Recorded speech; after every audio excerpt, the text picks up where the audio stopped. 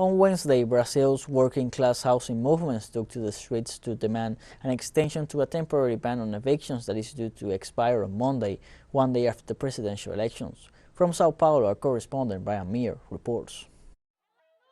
In cities across Brazil today, thousands of activists from the housing movements came to the streets to demand that the government continues an order blocking evictions that is scheduled to be lifted the day after the October 30th presidential elections that could leave over 1 million people homeless.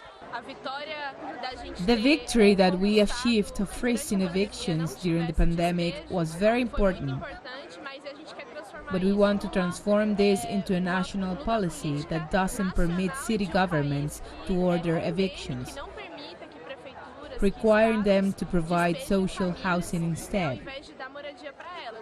In a country with a deficit of over 6 million units of dignified housing, the Bolsonaro administration has been a disaster.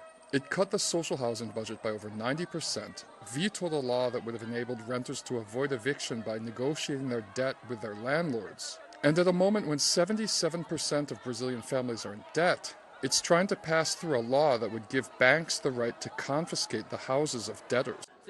If it depended on Bolsonaro, everyone would be homeless or dead because Bolsonaro doesn't like the people from the favelas and he doesn't like the homeless people. He hates people who fight for housing rights and hasn't enacted any type of social housing policy in the cities or in the countryside. He hasn't enacted agrarian reform and won't enact urban reform either.